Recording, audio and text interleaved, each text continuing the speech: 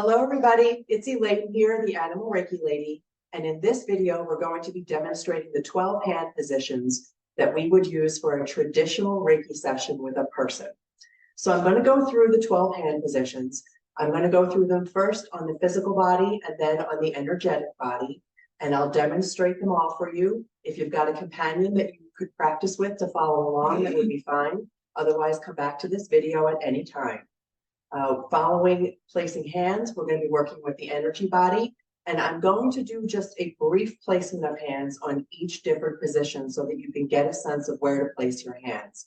When we are conducting a full session, I hold my hands in place both on the physical body and the energy body for 3 to 4 breaths. I prefer focusing on breathing as opposed to timing a session. Focusing on breath allows me to stay grounded and centered and be fully focused for the person that I'm working with. When we go back to the original system of Reiki as taught by Usui Mikao, you want to go back and look at the video for the companion chair session. There were only 5 hand positions taught by Usui Mikao, and that was typically done while the student or client was seated. They're seated in lotus position or just seated quietly on the floor while those 5 hand positions were done for the session. It's only when Reiki was brought to the Western world and began to expand throughout the West that we began working with these 12 hand positions. These 12 hand positions, if you were to look anything up online, you'll find any combination of them. There are not just 12. So I'm going to suggest that as we do this, with each practice session that you do, you're going to be leaning more and more on your intuition and trust that the healing energy of Reiki will go where it needs to go and that you're not going to get it wrong. You're not going to make a mistake and you're not going to go, oh gosh, I forgot something. Just relax about it. Relax and let the session flow. So the first thing that we would typically do, this video is meant to demonstrate for you hand positions. If you are holding a complete session with a person and even with an animal, you're going to want to set the environment. I like to quiet my mind. I like to do a little meditation. Perhaps I'll do a little dry bath, Kenyo-Pu-Po. I might do a little self-healing session. If we're working with a person, we might have candles lit. Crystals, contrary to what some teachers show, were not ever part of the system of Reiki, so we're not going to work with that today. But you may use some aromatherapy, you may have some soft music playing in the background. You want to have a calm, peaceful environment for the human that you're working with. Okay, so let's begin. I'm going to start by moving my chair. So I'll move around. In a human Reiki session, in a traditional session, your client lies still while you move all around them. And you want to be comfortable. I'm always comfortable because you're going to be moving throughout this whole process. When you're working with an animal, contrary to the practice that we do with people, we let the animal move freely while we sit still. Okay, so how we'll begin with the 12 hand positions, we start with the head. So I'm going to place my hands, 2 hands. I generally have my hands touching in one way or another. And I place the hands gently on the face of my client. So one hand is on each side of their face.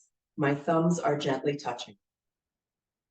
And I will hold this here for 3 to 4 breaths. Now, as I mentioned, this is going to be a little accelerated. So I'm not going to hold my hands in place for each position for the full 3 to 4 breaths, but you're doing 3 to 4 breaths, and then you gently move your hands to the side of the head. So I have one hand on one side of the head, one hand on the other side of the head. And I'm gently holding that in place. And then I'm going to move my hands behind the neck. So very gently. Now, the other thing that you'll notice is that we are using one of those gravity chairs. Not everybody has a massage table. Not everyone is comfortable having you in their bedroom. If you've got a studio, that's wonderful. But for most people, you're going to be doing this impromptu. So this is a perfect option to have this little gravity chair where my client can sit nice and relaxed and calm. And then I'm going to move from here and I'm going to cup my client's chin. So I've got one hand on one side of the chin, one hand on the other side of the chin, fingertips gently touching. 3 or 4 breaths. And then I'm going to move to the throat chakra. From here on down, I am focused on the energy centers. So I'm going to move my hands to the throat chakra. You can do this in one of 2 ways. So I have my hands on either side of the throat with the fingers touching, or you may come around to the side of your client, and now I'm going to get down on my knees. Another reason why you need to be comfortable. You may have a chair, you may have a cushion or pillow for your own knees. The alternative for the throat chakra is to hold both hands like this. So see how my hands are touching? And place them on the throat. Hold them in place for 3 or 4 breaths. And then we're going to move to the heart. Now I'm going to show you a way to hold your hands over the heart. It's almost like a little L shape. I place one hand at the top of the chest and the other at the heart. The reason that I do this is to be respectful of my client's personal space.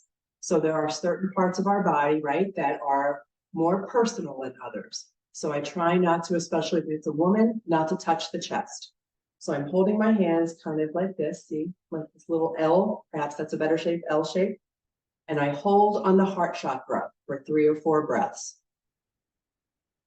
And then I move to the solar plexus, which is below the chest. So I'm placing my hands, just like with the throat, on the solar plexus, holding there for 3 or 4 breaths. And then I move to the root chakra, or your hara, which is right about an inch below the belly button, hands in the same position. Hold that for 3 or 4 breaths. And then I'm going to move to the knees.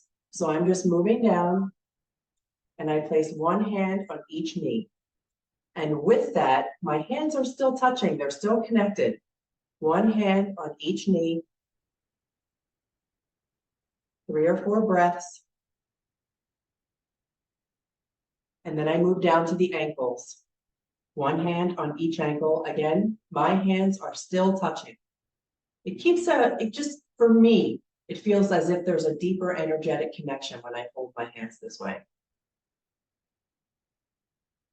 And then the final hand position is the bottom of the feet. So you can either cup each foot individually, or you can place your hands on the bottom of the feet, one on each foot. Either way is fine. And then I'll go back to the head.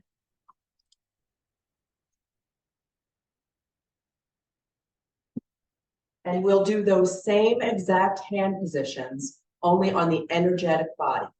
So I will go through the same flow of the body, but my hands are about 4 to 6 inches off the body.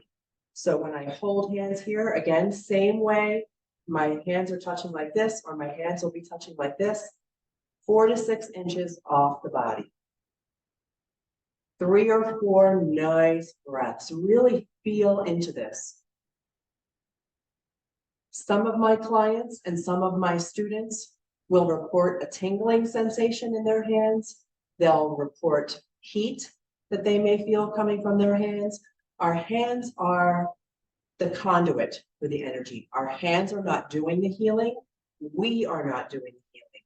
We are opening up this whole beautiful space for the healing energy of Reiki to flow naturally. Reiki will go where Reiki knows. It will always heal on some level, whether or not we can see it or whether or not we can feel it. So again, I will go through the hand positions here at the face, the side of the head. I can go behind the chair to work with the energy body. Energy does not know any substance. There's no wall, there's no floor, no chair can separate the energy. I'll come back to the chin, the throat chakra,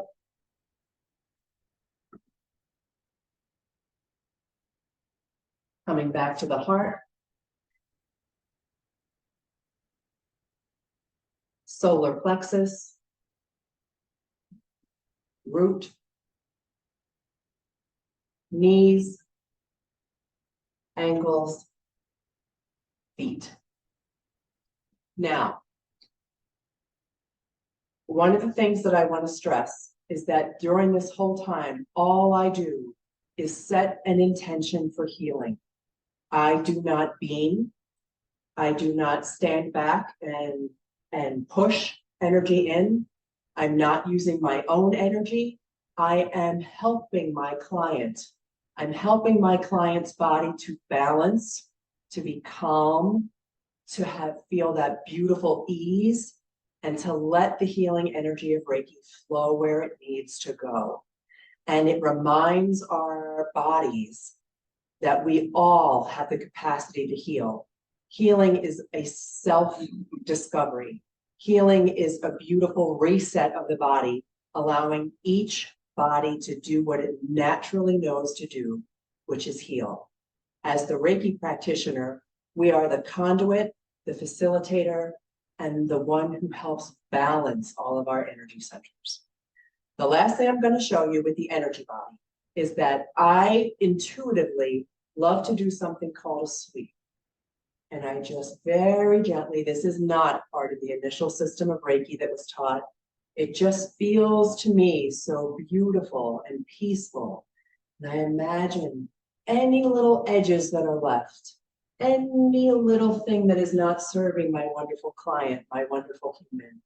I just imagine that it flows gently away. It flows off the body, creating the space for the healing energy of Reiki to flow. At the end of a session, I gasho in gratitude. Breathe in a nice deep breath, forever grateful for understanding the system of Reiki, forever grateful for the connection that I have with my beautiful clients, knowing that healing always occurs on some level. And that concludes our session. Any questions, as always, reach out and let me know. I'll be happy to answer. And for now, thank you, Mom. Beautiful session. And until the next video, may animals light your way. Take care.